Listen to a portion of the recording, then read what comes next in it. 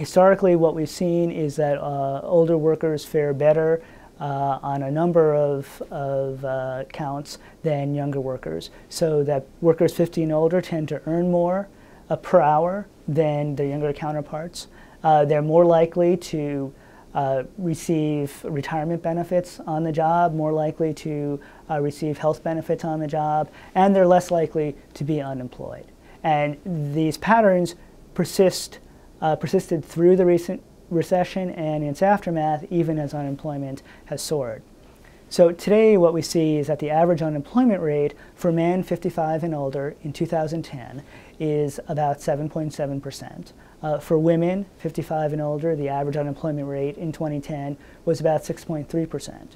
Now these numbers are substantially lower than what they are for workers 25 to 54. Despite the fact that the unemployment rate is lower for lower for older workers, it has soared for older workers, so that the unemployment rate today for people 55 and older is more than twice as high as it was in 2007 before the recession began. And today there are fully about 3.3 million workers age 50 and older who are unemployed. So it is a problem.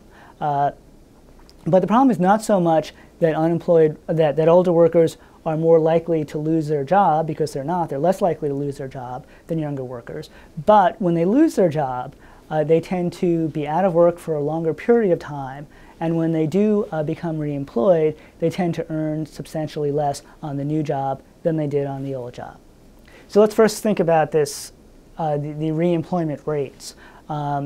We know that the fully 55% of workers 55 to 64 who are out of work, 55% of them have been unemployed for 6 months or more. This is in September of 2010.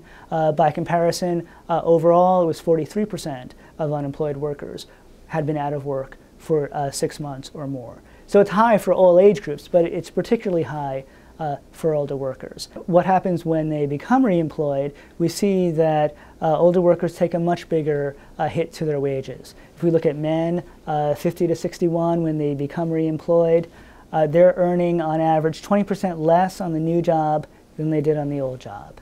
At ages 62 and older, those who become reemployed are earning 36% less on the new job than the old job. By comparison, you look at men 35 to 49 who've lost their job and become reemployed, and they are suffering a wage loss of only 4%.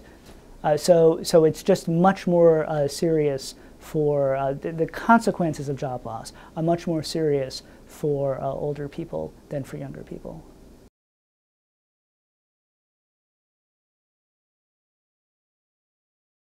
I think most of the evidence suggests that the difficulty that older workers face is driven mostly by employer reluctance to hire older workers.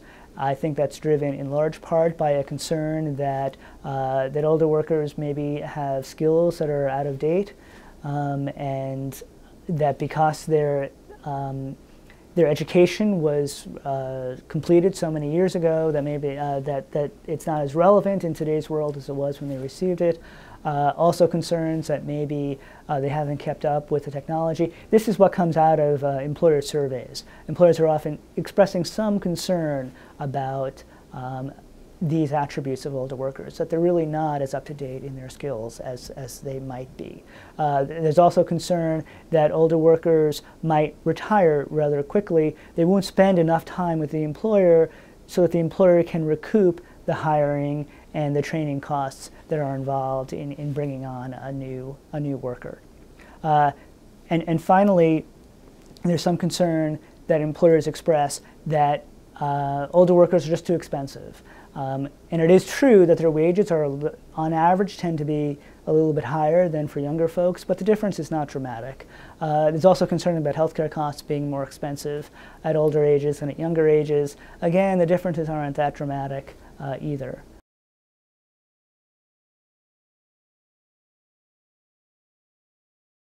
One of the challenges that older workers face when they lose their jobs is that it can often really deal a significant blow to their future retirement security.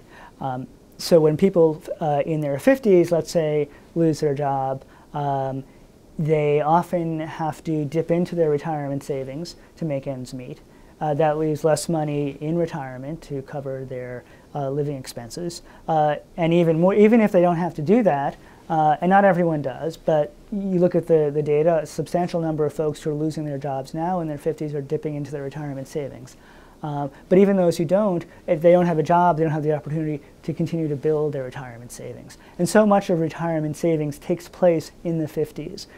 People can start saving for retirement in earnest after they've moved through other life course events. So it's really after the children are grown, the house is paid off, the college tuition payments are over. That's when they really start focusing on retirement savings. If they don't have a job, they're unable to contribute to their 401k. They have less money to set aside into other retirement savings vehicles.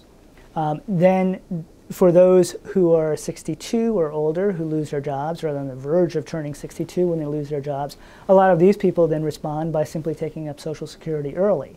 Social Security provides a really important safety net, a lifeline for people who lose their jobs. That's one of its strengths. The problem, though, is that when you collect Social Security early, you're getting a lifetime of lower benefits. So Social Security is first available at 62. If you collect it at 62 instead of waiting until 66, which is the full retirement age, you're going to get benefits that are only 70%, 75% as high for the rest of your life. So you're basically suffering a 25% cut in your Social Security benefits by collecting at 62 rather than waiting until 66, your full retirement age.